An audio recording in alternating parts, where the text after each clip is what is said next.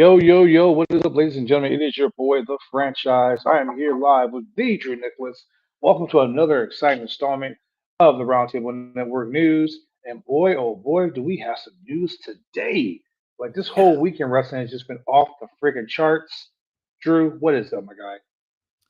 Well, I am here to talk some incredible news with you because it just doesn't end anymore. There's just Man, constant stream of news every week.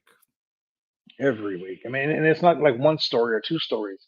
It's like 30 to 40 stories. And we have like a 30-minute, like a 30-minute, like band, like time limit here on our show that we want to keep the show going 30 minutes or Never less. And and it never happens because there's so much stuff to talk about. Like right now, let's jump into some craziness, man. Josh Barnett. Josh Barnett. Every year at WrestleMania week, he does Bloodsport. A couple years ago with John Moxley at AEW. Now the literal forbidden door has been kicked the F open because something we thought we would never see in a million years is popping off. We're talking about Shayna Baszler, the Yep. Queen of Spades. That's right. Shayna Baszler under contract to WWE TKO Sports. Currently under contract. You can see her live every week on wrestling. She's a WWE performer, and she's been added to the April 4th card GCW's Collective during WrestleMania week. Josh Barnett put it on Twitter. What does it mean when a queen takes up the sword and marches to war? Blood, victory, glory. From the battlefields of all over the world, MMA and UFC, from WWE NXT to WWE Stardom and more, the War Master presents Shayna Baszler. Dude, when I saw that, I was like, no, hold up, bro. Did she get fired? Did she get let go? Like, you know about it? Shayna Baszler, star, will be at Bloodsport. What do you think about that? Well, as you said, it legitimately is a forbidden door situation here because not one time ever at sorry, let me get this idiot out of the way. Um He's gonna step on the keyboard. He's gonna close my window, and then it's gonna be a problem. Uh, Wouldn't be the first time. Wouldn't be the I first time know we had it problems wouldn't. in this It would show. not be the first time. So, yeah, this is an actual legitimate Forbidden Door scenario, and it's really exciting because they did say more people are going to be announced for this, We're and WWE stars. we know last year, I think it was like early to mid last year, maybe it was around WrestleMania week. There was a picture of Stephanie McMahon and Brett Lauderdale floating Oh around. yeah, that's right. That's right. So it seems like they've always been kind of wanting to do something together. Looks like I And lost you, Drew. you- I'm here. Can you hear me? Can you see me? Oh no, go ahead and continue, man. Go ahead and continue. Oh, yeah. The that picture was floating around, and I was like, "Oh, what's going on here?" As was everybody. And I think that we are about to see a very interesting partnership. Now, everyone's saying like, "Oh, this is the real Forbidden Door," and I guess I kind of could agree because WWE doesn't do stuff like this. It's easy for um, AEW to pair up with CMLL, New Japan, AAA. They get to their wrestlers get to go and wrestle on the indies. It's a really awesome thing that Tony Khan and AEW have done, where they've given their wrestlers the freedom to do those things. WWE has not given the wrestlers the freedom to do those things.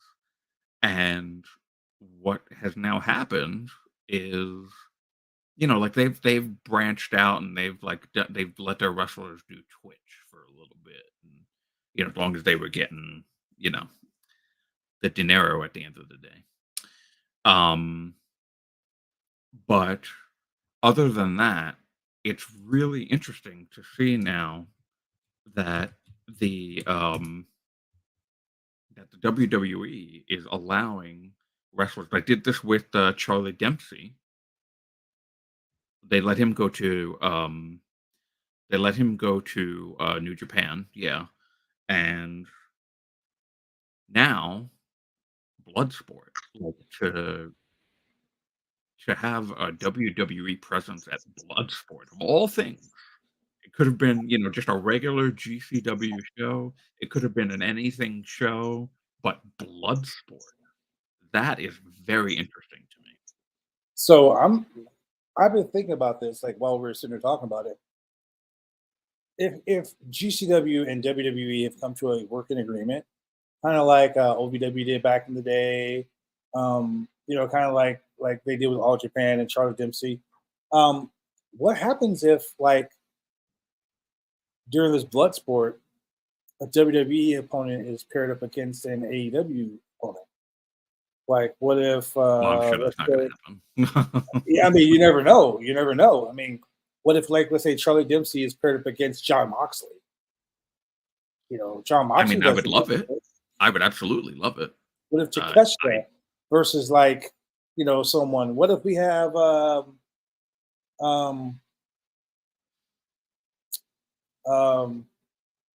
Marina Shafir, who is currently signed to AEW? She does blood sport stuff. What if she gets to fight Shayna Baszler? 2 of the 4 horsewomen. Right. Yeah. It's like that would be awesome. I mean, like, Ronda Rousey even. Ronda Rousey. Yeah. There's so many variables. And we might actually get to see a good Ronda Rousey Shayna Baszler match. Yeah. Not a watered down WWE one. Who knows? I mean, the wrestling world, the landscape of the wrestling world has changed so much since Vince McMahon's departure. Since Triple H has taken over TKO Sports, wrestling is becoming fun again. I mean, granted, wrestling has always been great. It's always been a fun thing to be a part of. But now it's becoming popular again. They just sold out. Like they just did a thing right before they did a WrestleMania press conference in Las Vegas, and they sold out a stadium in Las Vegas. Yeah, with no wrestling. Yeah, that was fun too. That was a really fun press conference. Yeah. WWE has put together, deals where they'll do a Raw or a SmackDown from, let's say, the Honda Center. They do Raw from the Honda Center. The next night, it's a UFC fight. So now they got these bundle packages. Like, there's so much stuff that is going on in the world of wrestling since Vince McMahon left. It is friggin' wild. Yeah, it really is. TV sellouts. There's something else I want to bring up. John Pollock over at Post Wrestling posted earlier, did a rewind of a SmackDown Live, and once again, SmackDown sold out crowd, record selling crowds, and it's all because of The Rock. And it's so funny. It's so funny because, like, the way things have been going, The Rock will be like, next week I'll be in Nashville. We'll be in this place. Basically, WWE is trying to set the stage for 8 consecutive TV sellouts with Friday Night SmackDown. At the FedEx Forum, they did 12,122 tickets. That is fucking huge. Wow. Huge. They set up a lot of great matches for WrestleMania. This sellout, they sold out Charlotte. They sold out Salt Lake City. They sold out San Jose. They sold out Glendale, Arizona. They sold out San Antonio, Texas. Dallas, Texas. Houston, Texas. Jesus Christ. Like, there's so much stuff going on. It is fucking wild. What do you think about that? Yeah, I mean, the wrestling business right now is hot.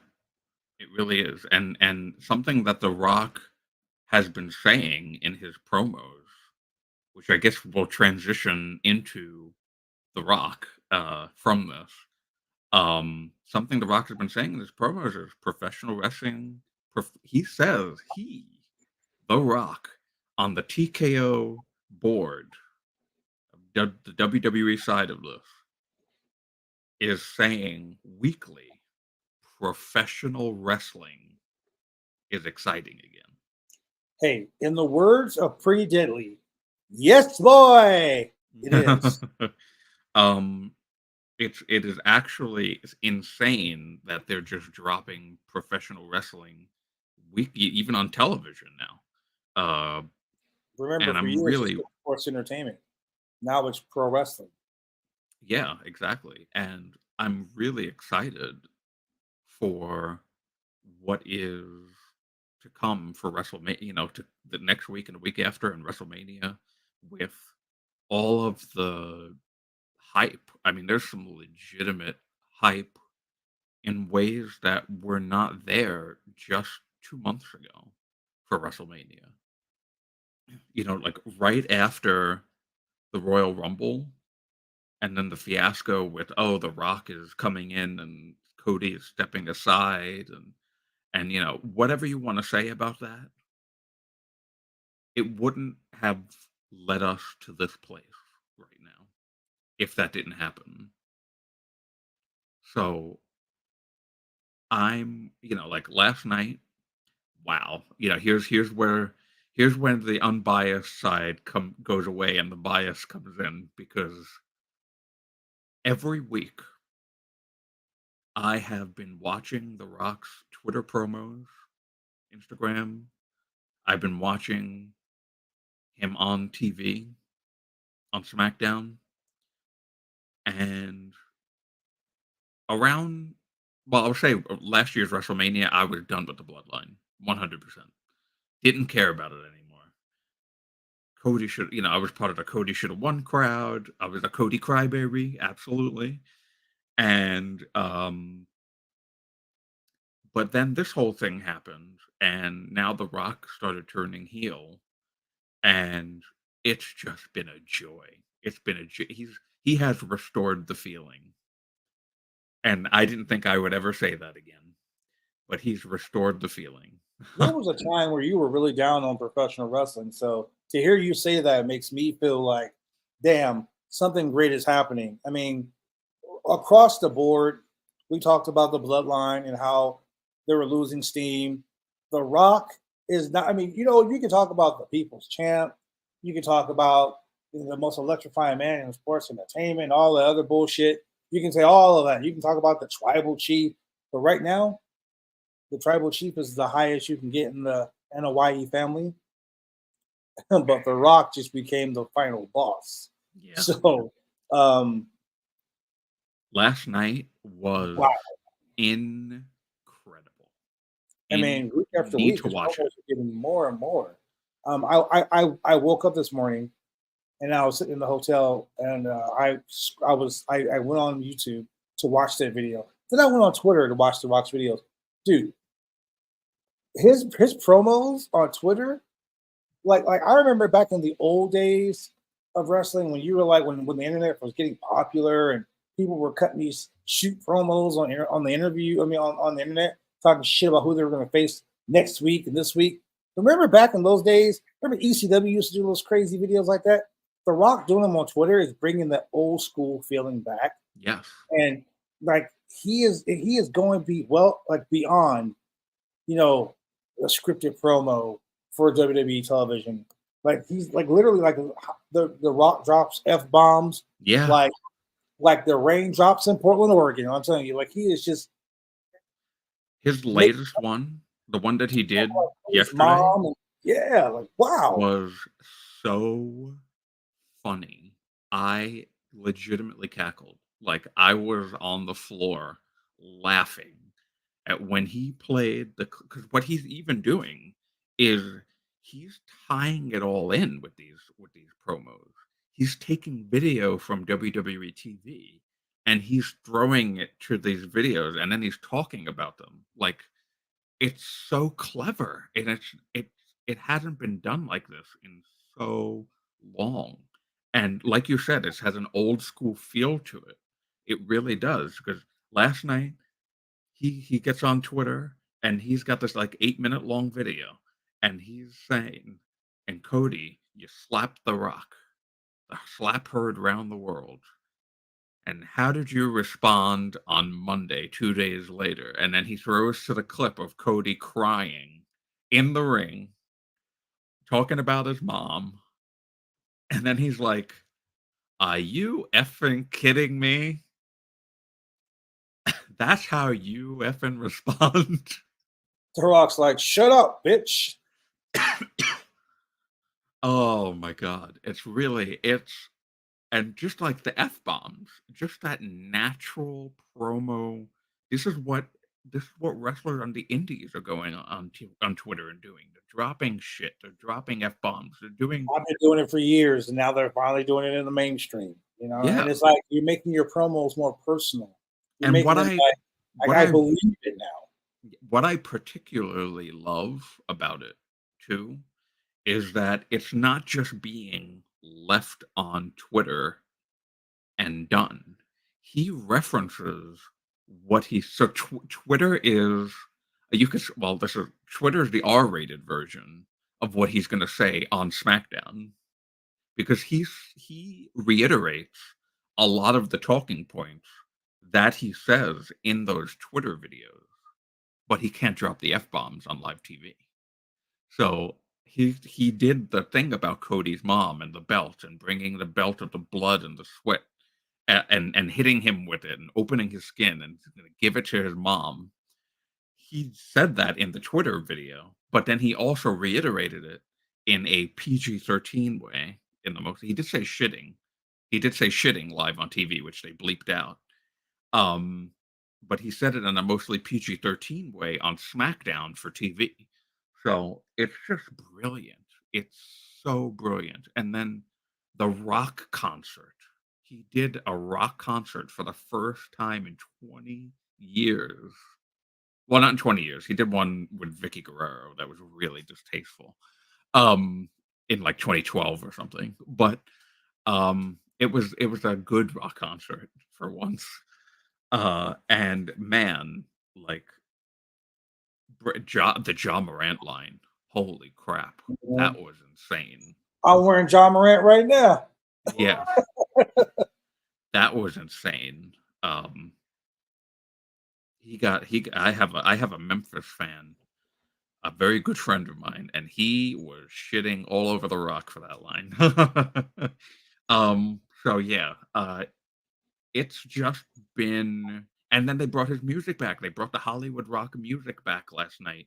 They started it with his current theme, with "If You Smell What the Rock Is Cooking," and the guitar riff, and then it like morphed in a way. I hope that they put it out so this way I can hear it on YouTube. It morphed back into the old 2003 Hollywood Rock theme, which got a pop from the crowd, because the crowd has been wanting that to come back. And he listened to them. He listened to us. That's my favorite ever. That's like my top song that I would die to come out to that one day. And he did it. He listened to us, and he made that part of his entrance now. And I hope that continues. Because He also channeled the Black Adam theme entrance yes, too. the Black Adam too. I know people are like, "Oh, what the fuck?" I bet Warner Brothers Discovery is going to get pissed off about that. Ah, man, he never once referenced himself as Black Adam. So, I mean, it is what it is. But I am so enthusiastic about WrestleMania now. It's like I didn't think. I mean, of course it's WrestleMania. Of course it's Mania. It's going to be big. But like when they introduced saying the Rock was going to have a match at Mania, I talked about it when Rock came back. I told you guys on the podcast weeks before this even was announced. I said we're going to get Rock Roman versus Cody Seth Rollins. Yep. The WWE already screwed up, and they put that poster out there 3 weeks before they announced it. They screwed up. And I was like, yep, that's going to happen. And I think The Rock is going to turn on Roman at night 2 and cost Roman the championship, which is going to lead to their WrestleMania 41 match. which is supposed to be in Las Vegas, hopefully. Because if it is, I am going. Um, I if that happens, I want it to be. Well, I don't know because it seems obvious that they're Rock keeps talking about the Bloodline Rules match for night 2, and it sounds way more interesting than just a standard one-on-one match with the Bloodline gone. Oh, that match is going to happen because it's going to happen. Yeah, with the way they're building Cody as a sympathetic babyface, he lost last year, and now the odds are stacked against him. He needs backup. Seth Rollins is his backup now. You'll probably bring Jey Uso back to be his backup. Maybe Sami Zayn. He's going to get this. They're going to do this, and he's going to become the sympathetic babyface. And maybe something's going to happen during the match, where maybe The Rock fucks up and hits Roman. Cody gets the pin. Cody's the new champion. He's the guy. He's like, I dethroned the evil empire. I am Luke Skywalker, and I slain Darth Vader. I am the man now, right? But remember, The Rock said there is going to be a 3-year plan. The Rock plans on being there for 3 years. So we're looking at Rock. Remember Once in a Lifetime Rock Cena? How it happened 2 years in a row? And they planned to see their one Mania for the following Mania. I feel like, this is just my personal opinion, it did not reflect those for the Roundtable Network news or anything like that. It's just me. I feel like that's going to happen, and that's how they're going to build to the next Mania. And they're going to build that bloodline feud. You got Tama Tonga, who just signed WWE. Maybe he's going to be part of that. You never know. I mean, you got Jey Uso, who made a comment about you could bring in The Rock, but the bloodline is never going to be the bloodline without me, and not until I come back. Maybe he's going to rejoin the bloodline. Maybe it's going to be Roman and the Usos versus Solo, Rock, and Tama Tonga. Who knows? But Bloodline Civil War, when they split the bloodline up the first time, and we were talking about there need to be a Bloodline Civil War, I said it. I said the only way that will really work is if The Rock was part of it. And now The Rock is part of it. Yeah. So I see The Rock's bloodline versus Roman's bloodline. Exactly. Yeah. I see huge things happening. He brought that family. But what I want from this, the most out of anything, I don't want this Rock to go away. So I'm gonna need Rock to actually be the heel in this feud. Well, and that's the thing too. Now remember, Roman has been super heel. Roman hasn't said too much of anything the last couple weeks. You can kind of see even on the show last night. Yeah, you can kind of see the side-eye glances with The Rock and Roman, and you can kind of see that. The Rock was like, "Yeah, I'm your tribal chief," but The Rock was throwing up the L instead of the 1. So, and people are noticing it. And The Rock is smart with social media. He's doing like shit on social media so he can get those eyes, so he can plant those seeds. So, I think that with Roman and his cancer scare and beating it, and Roman's taking these. The rumor is that Roman's been taking these dates because he's not completely healthy. Which, once you've had cancer, I can totally see like how that would be. Excuse me. I can see how that might be. So, having The Rock turn on someone that just beat cancer, like that's going to make Roman a sympathetic babyface as well. True, that's true. And The Rock being like the end-all, be-all super a-hole that he is now, like the king of all assholes. Like, I feel about The Rock like I felt about Matt Riddle. Like, Matt Riddle was just a fucking asshole, and I just couldn't stand him. The Rock's character, he's a fucking asshole, and the wrestling world can't stand him. But they love him the same. So that's going to make this whole face turn with Roman a lot better. I hope so, because it could really help and aid in rehabilitating his character to a babyface. Oh yeah. So let's switch gears a little bit. Let's talk about AEW Big Business. Yeah. The debut of Sasha Banks, TD Gardens, Boston, Massachusetts. AEW Big Business, they averaged 801,000 viewers. And it was a 355,000 at a .027 in the 18 to 49 demographic last Wednesday night. So there wasn't an issue with the Nielsen. There was an issue with the Nielsen's rating. With AEW did their 6 minute overrun. This is from WrestleNomics. Brandon Thurston, the guy is amazing with numbers. The guy is always 100% on point. There was an issue with the Nielsen ratings the last 6 minutes that were overran by AEW that weren't included in the final tally. But it's kind of unlikely that that made a notable impact on the low point of the show. The show did peak at 1 million viewers. Yeah. Or Mercedes yeah, debut. Yeah, 422,000 viewers were in the demo for the 18 in the first quarter, in the opening quarter of the debut of Mercedes Moné. So, not bad numbers, not great numbers. It did drop 18% during the women's segments. I mean, but you know, the Willow Nightingale Riho match wasn't enough hook to maintain the audience for the main event, which I knew that was going to happen. If Mercedes would have wrestled, or if she would have came out and made it, if they would have saved Mercedes until the last part of the show, instead of having her come out and make the save 6 minutes or with the 6 minute overrun, because at that 6 minute overrun, the Nielsen's ratings, they stopped recording the viewership. Who knows? Millions of people may have been like, "Oh shit, she's back," Right. And so then it would have been recorded. But it wasn't recorded, and that's the problem. Yeah.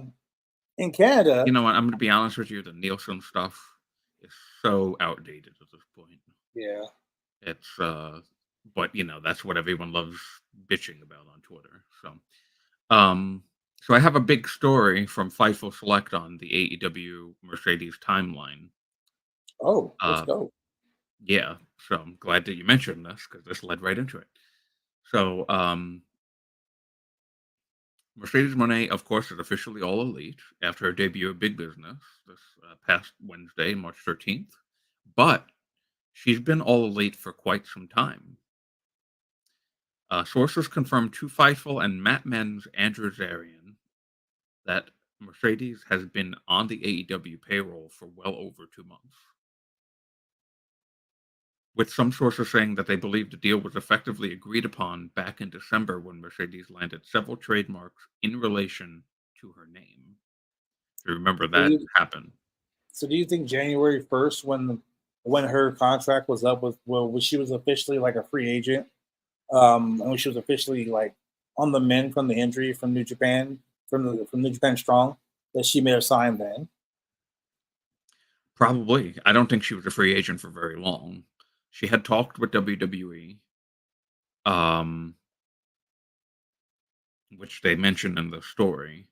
So let me not mention that. So I'm going to break down a little bit of this because it's a long story, but I don't want to take 10 minutes reading the whole thing.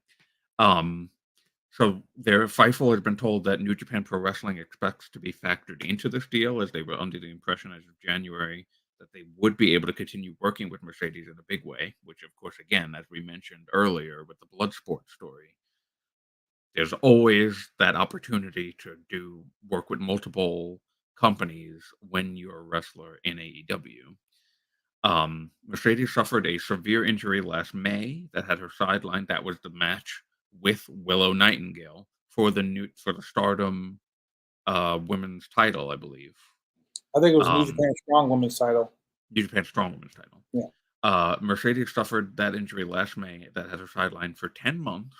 Fightful was told that it required 2 surgeries, and even while she was in negotiation with other deals, it made clear that she wasn't ready for an England return.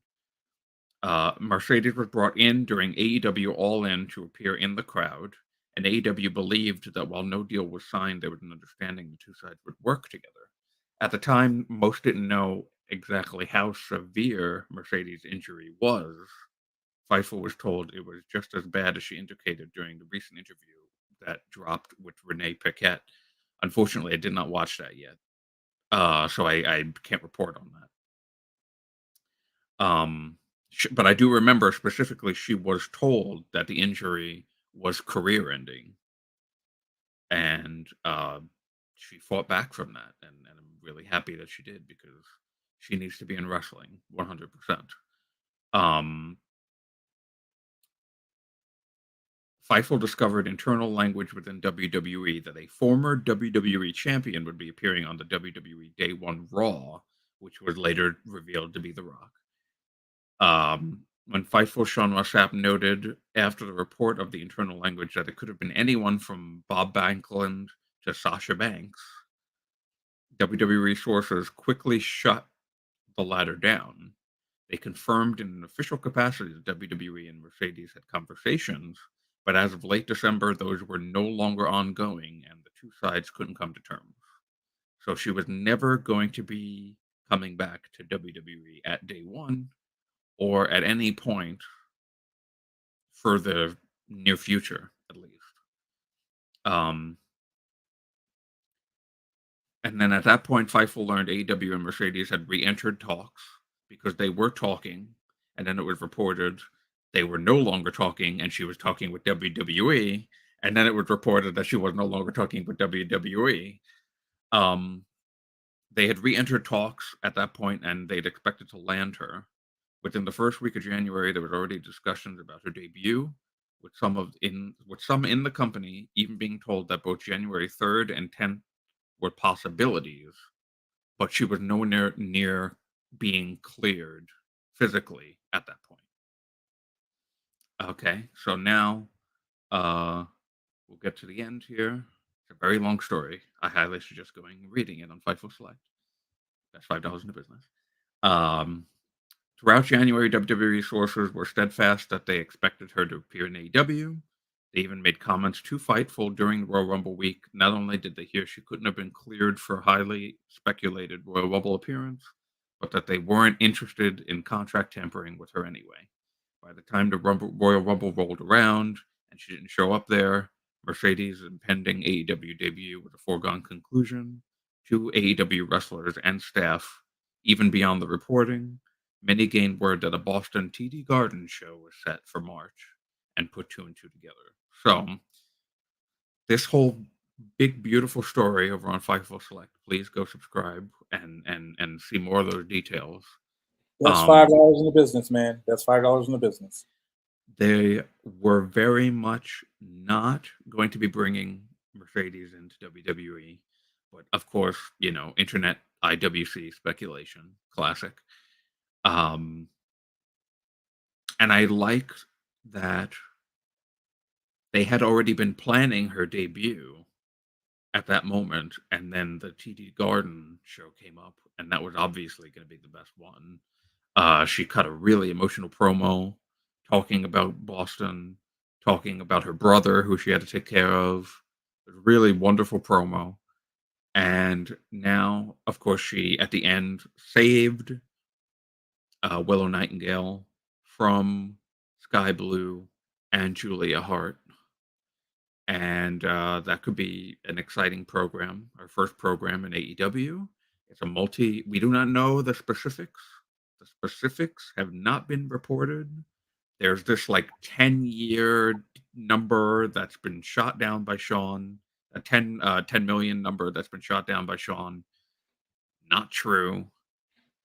But IWC being the IWC. IWC has her with AEW for 3 years for $15 million as the highest paid woman in professional wrestling. That's $5 million a year. That's more than what Charlotte Flair is making. That's more than what Becky Lynch is making. And quite honestly, if Tony Khan is dishing out that kind of money for her, then she better be. Yeah. Someone needs to confirm that because I hate reporting fake news on this show. It's not. Well, Sean already said that the 10 million number that was going around was not true. Oh, okay. So it's not 10 million for 5 years or whatever it was that they were talking about. We don't know yet the actual factual, like you say, the actual factual. But when we do hear the actual factual, we will report it. There are 3 people that if they announce it, then I will believe it. One being Tony Khan, the other being Mercedes Money, and the other being Sean Ross Sapp. Those are only 3 people in the business that are going to report the actual factuals. So when they report it, they will report it. Speaking of debuts, another debut, a re-debut. One, Kyle O'Reilly returns to AEW. As a matter of fact, his first match back is tonight against Brian Keith in Ottawa, Ontario, Canada, for AEW Collision, which you can watch live on the Roundtable Pro Wrestling Podcast tonight. The AEW released a video with Kyle O'Reilly speaking about his injury. He required neck fusion surgery. It expanded to the injury that he had experienced a rare complication, and he didn't have a use of his right arm for nearly 10 months. Okay, like that's crazy. He was only concerned with it regarding the use of his arm when he accepted that match against John Moxley in June of 2022. So that was, in my opinion, that might have been his final match. Like I said, Kyle O'Reilly makes his return to the ring tonight live on the live edition of Collision from Ottawa, Canada, facing the bounty hunter Brian Keith. To lose feeling in your arm, that's crazy, man. Like that's paralyzing, like that being paralyzed. That's really scary. Hopefully, this match tonight goes well, and we get a pretty good welcome back to the world of professional wrestling for Kyle O'Reilly. Yes. And his return at Revolution was really interesting, where he came out and the Undisputed Kingdom were in the ring, minus Adam Cole. And Roddy was giving him a hug, and they were all really happy. And then Roddy, I think, had Matt Taven or Mike, I don't remember who it was. I think it actually might have been Mike Bennett, take his shirt off and give it to Kyle, so that this way he could like officially join the Undisputed Kingdom. But he declined. He gave the shirt back and walked out of the ring, and that was it. So I'm really excited to see this match tonight with Brian Keith on Collision, and I'm so happy that he's healthy again. I mean, like you said, a paralyzed feeling. You never ever want to deal with something like that.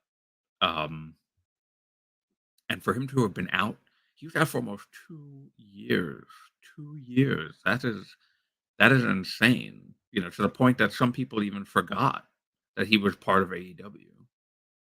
And it's really, really great to see him back. I'm happy he's healthy. He looks great. He looks jacked as hell. Like he's been working out. He's been really putting the time in to come back and be as healthy and physically fit as possible. And I'm excited for what this next Kyle O'Reilly run leads to.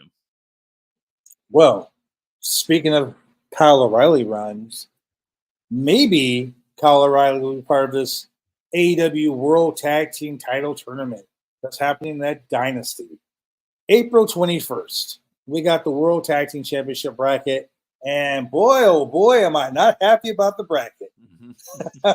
Let's talk about this bracket, Drew. Let's talk about this bracket. We got the Young Bucks versus Private Party in the first round.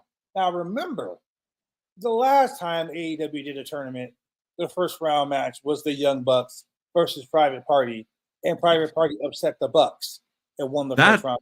That match I'm looking forward to, actually. So this is going to be a rematch from that match, so to speak. That's on one side of the bracket. On the other side of the bracket, we got the former World Tag Team Champions, not Sting and Darby, but Big Bill and Ricky Starks. They're taking on Top Flight. Not really excited about that match. So the winner of the Young Bucks Private Party match will face the winner of the Undisputed Kingdom versus a wild card. Although I'll tell you something about Top Flight and Big Bill and Ricky Starks. If the obvious team doesn't win, that might be quite telling. That's quite telling. I was going to get to that part too. Yeah. The Undisputed Kingdom versus a wild card. Don't know who the wild card is, but it looks like it might be fun. But on the other side of the bracket, we have FTR, another former AEW World Tag Team Champions. In my opinion, the best tag team in wrestling right now. Taking on a second wild card. Very interesting. Back over to the other bracket, we got Best Friends, who qualified last night on AEW Rampage.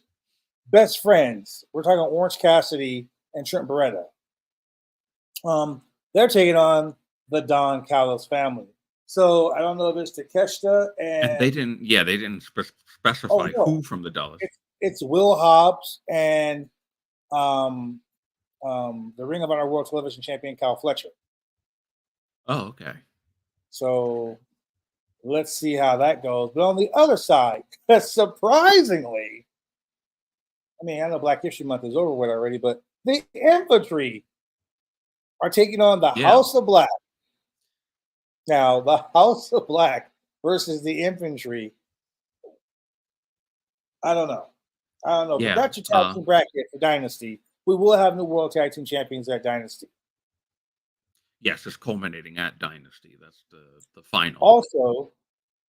Also, the tag team match that we were talking that was brought up.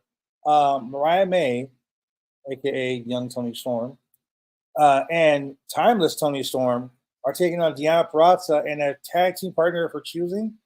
Her mystery partner was revealed to be Thunder Rosa. So, okay. That should be a pretty interesting. Former World AEW World Champion, a former AEW World Champion, taking on the current AEW World Champion and a former Stardom Champion. Like, shit's about to go down. And speaking of shit going down, tonight on Collision, we have the debut of one Zack Attack Knight. Saraya's brother, Zack. Yeah. In case you guys don't know, from the movie Fighting with My Family, finally got a shot to big time. Signed with AEW. Tonight he's taking on Angelo Parker in his first match debut on Collision. So make sure you watch that. Things are going to go off the chain. It's going to be a pretty good show. I'm excited for that tonight. Queen Aminetta, she's determined to be the first Ring of Honor World Television Champion. Tonight she takes on Red Velvet. Man, like the video package they shot of her, I'm glad they're finally giving her due. She is such an incredible athlete on the indie scene. She is tearing it up. She's tearing it up on TikTok too. Just saying. Her and Sky Blue's TikToks, hilarious. But yeah, she's doing the most, man, and I'm excited for this whole thing. It just so much. Like I said, there's so much wrestling news. Darby Allin legitimately breaks his foot, so he won't be climbing Mount Everest, ladies and gentlemen. that Mount Everest will have to wait a year, unfortunately, for Darby. You know, as someone who's broken a foot, trust me, it never heals right. Never heals right.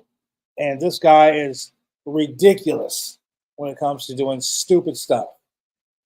I mean, we saw the 20-foot ladder, the bump off the 20-foot ladder through a sheet of glass through four chairs 2 weeks ago. Sting's final match at Revolution. So it is what it is.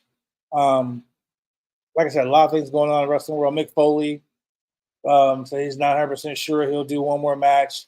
He'll have a firm decision by 2025 if he wants to do one more match. God, Mick Foley, please don't do another match. I mean, look, this is Ric Flair's fault. It is Ric Flair's fault. Sting is the only legend from my childhood that went out on top and stopped. Hogan still trying it. Mick Foley apparently wants to do one more. Flair still thinks that his final match wasn't his final match. Flair, you know what? Flair needs to stop before his last match is with the Mortician. Just stop, Ric Flair. Stop. But speaking of guys who need to stop, let's talk about Chris Jericho.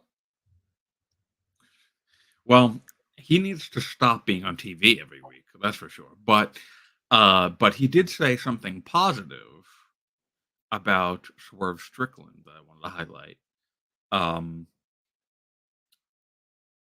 Chris Jericho was on the Gabby AF podcast. This is coming from Andrew Thompson at Post Wrestling. He was on the Gabby AF podcast, and Jericho was asked for his thoughts about members of the AEW talent roster.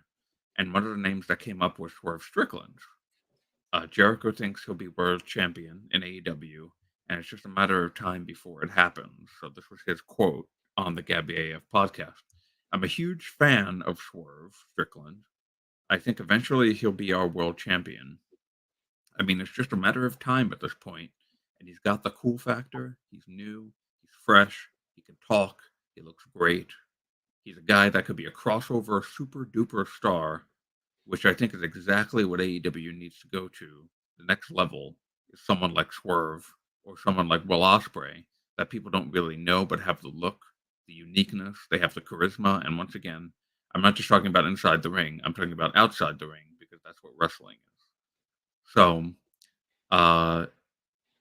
Swerve has a big fan in one former AEW world champion, Chris Jericho, who hopes that he will be, like all of us hope, that he will eventually be AEW world champion. That was said on the Gabby AF podcast. And yeah, I mean, Jericho's doing his own thing on AEW television right now, and it's something. It's something. But I like how you say it's something. yeah, it's something.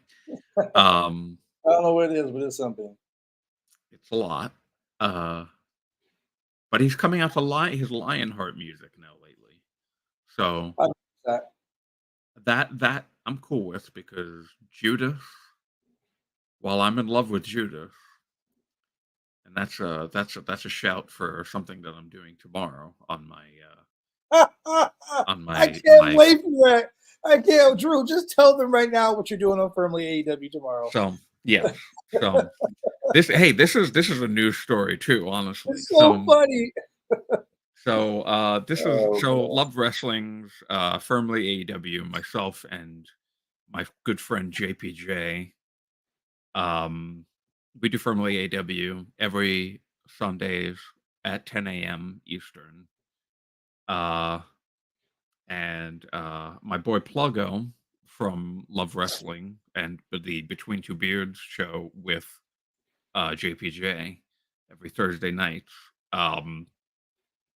He was being funny. He was being a jokester. He was trying to get me to accept that if Chris Jericho won in the Scramble match at Revolution, I was gonna have to sing Judas. And I said, "Oh no, that's terrible." But I was like, you know what? Fine. Jericho's not gonna win. But and then Jericho ended up not winning. Wardlow ended up winning that match. But I was like, it would have been funny if I had to sing. So I made the announcement on Between Two Beards this past Thursday and on Twitter that I have decided that tomorrow on Firmly AEW, I am going to sing Judas. Okay, so I'm going to end the stream today with our Today in Wrestling History. But before I go there, I need to get a preview of the Drew Nicholas singing Judas. Oh no, I cannot do that. Come on, you can do this it. This is a special. Just give me the special thing. Give me the first verse. The first verse. The first verse. Okay. I'll do this exclusively just for this show. I'm singing Chris Jericho's Judas right now on this show. You are beautiful on the inside. You are innocence personified. No, we can't hear you. And I will drag you down and sell you out. That's all I'm giving to you. So that's Chris Jericho's Judas. Ladies and gentlemen, you better tune in tomorrow. Tune in tomorrow. Oh, well, I'm sorry. It's not even Chris. It's Fozzie's Judas. It's Fozzie. Fozzie, part of his group, of course. Yes. So, Fozzie's Fozzie's Judas. I just sang for you a little snippet. But tomorrow on Firmly AEW, I will be singing Judas. And it's going to be fun. It's going to be fun because I'm in love with Judas. Well, first and foremost, I like to say Happy 316 Day. Happy That's right. Austin 316 Day. It's Austin Yeah, 316 Day. don't think that I forgot about Austin 316. Austin 316 says, I just whipped your ass. Yes. Today is the day. And yeah, I Steve forgot Austin- it was 316 Day. Yeah, Austin coined the phrase 316. So look, let's talk about today in wrestling history. Damn, nothing happened today in wrestling history. Really? I mean, Nothing. Well, nothing like of note. nothing newsworthy happened today in wrestling history. Wow. But Any birthdays? well, you know what? For all my Pacific Northwest wrestling fans, today is the day that Don Owens, the legendary Don Owens, he passed away in 2002 at the age of 90. Oh, wow. But he was also born on this day, 1912. Jesus Christ. Wow. So The Star Maker, Kenny Bolin, he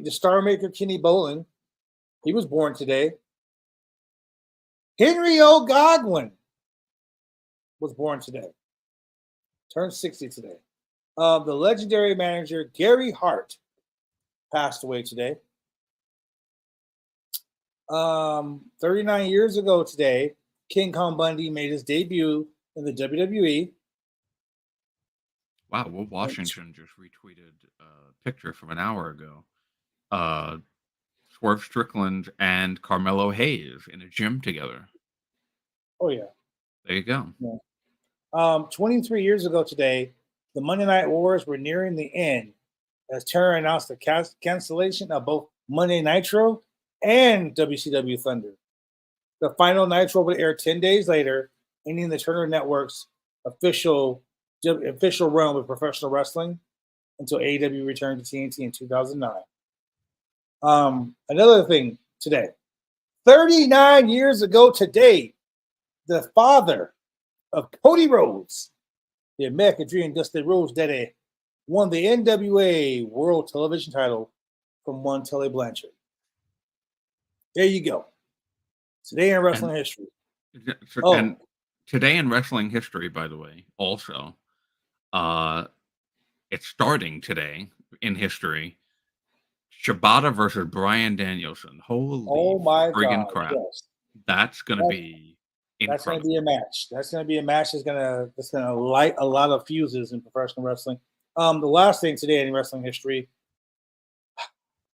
on this day, 1997, WCW's Uncensored took place in the North Charleston Coliseum in Charleston, South Carolina. In the main event, it was a triangle elimination match. Team NWO Hollywood, Hulk Hogan, Kevin Nash, and Scott Hall, along with Randy Macho Man Savage, took on Team WCW, Lex Luger, the Giant, and the Steiner Brothers, and Team Piper, Roddy Piper, a man whose name will not be mentioned, Steve McMichael, and Jeff Jarrett. The match was run under War Games rules, with Team NWO taking the win. But that night, Sting returned in the main event and destroyed the NWO, letting everybody know he was not part of the faction. Also, Dean Malenko beat Eddie Guerrero for the United States title. That piece of shit Booker T and Harlem Heat defeated Public Enemy in a Texas Tornado match. And Prince Iaukea defeated Rey Mysterio Jr. to retain the WCW television title. We got Glacier beating Mortis. Buff Bagwell defeated Scotty Riggs in a strap match. Ultimo Dragon defeated Psychosis. Get well, Psychosis. Psychosis had a very bad injury during the match, and he's currently on the mend right now. I think it's a broken hip. So get well, Psychosis. And with that being said, ladies and gentlemen, there was something happened. Hold on, something happened the other day. Somebody, gosh,